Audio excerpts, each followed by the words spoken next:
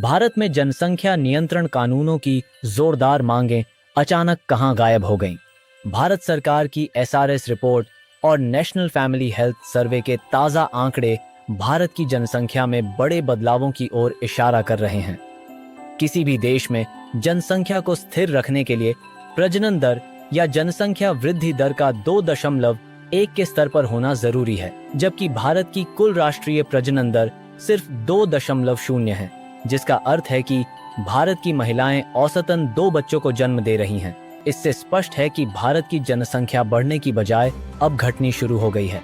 भारत में मुस्लिम समुदाय पर अक्सर जनसंख्या वृद्धि के आरोप लगते रहे हैं, लेकिन नेशनल फैमिली हेल्थ सर्वे के ताज़ा आंकड़ों के मुताबिक आज मुस्लिम समुदाय में जनसंख्या वृद्धि दर 2.36 के स्तर पर है, जबकि 2015-16 के सर्वे में यह 2.61 थी, यानी इसमें भी बहुत तेज गिरावट आई है। देश की अनुसूचित जनजातियों एसटी में भी जनसंख्या वृद्धि दर मुस्लिम समुदाय के समान 2.36 पर बनी हुई है, जो 2015-16 के सर्वे में 2.5 के उच्चतम स्तर पर थी। देश में अनुसूचित जातियों एससी में जनसंख्या वृद्धि दर 2.1 के स्तर पर है, जो 2015-16 के सर्वे में 2.3 थी। आंकड़ों के अनुसार सबसे तेजी से जनसंख्या वृद्धि दर वाले समूहों में अनुसूचित जनजाति एसटी और मुस्लिम लगभग एक समान हैं, जबकि उसके बाद अनुसूचित जाति एससी का नंबर आता है।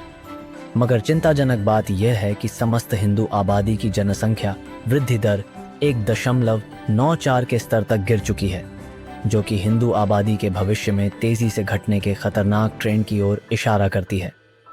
इन आंकड़ों से एक बात तो साफ है कि जनसंख्या वृद्धि का सीधा संबंध शिक्षा और विकास से है। जिन वर्गों और राज्यों में शिक्षा और समृद्धि बढ़ी है, वहां जनसंख्या वृद्धि दर नाटकीय रूप से घटी है। दिल्ली में आज जनसंख्या वृद्धि दर देश में सबसे कम 1.4 के स्तर पर है, जबकि तमिलनाडु, केरल, महाराष्ट्र और पंजाब में जनसंख्या वृद्धि दर 1.5 के निचले स्तर पर है। वहीं पिछड़े राज्यों में जनसंख्या वृद्धि दर आज भी गंभीर समस्या बनी हुई है।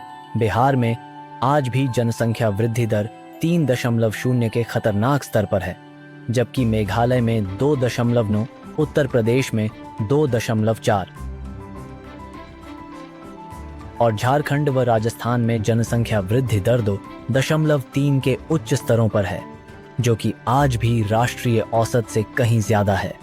यह स्पष्ट है कि जनसंख्या वृद्धि का सीधा संबंध शिक्षा और विकास से है, न कि किसी धर्म विशेष से। आंकड़े चीख चीख कर कह रहे हैं, हमारी जनसंख्या वृद्धि दर स्थिर हो चुकी है।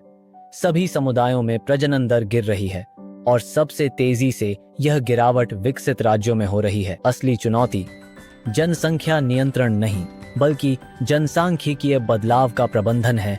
तेजी से बूढ़ी हो रही आबादी का बोझ, घटता युवा कार्यबल और राज्यों के बीच गहराता असंतुलन।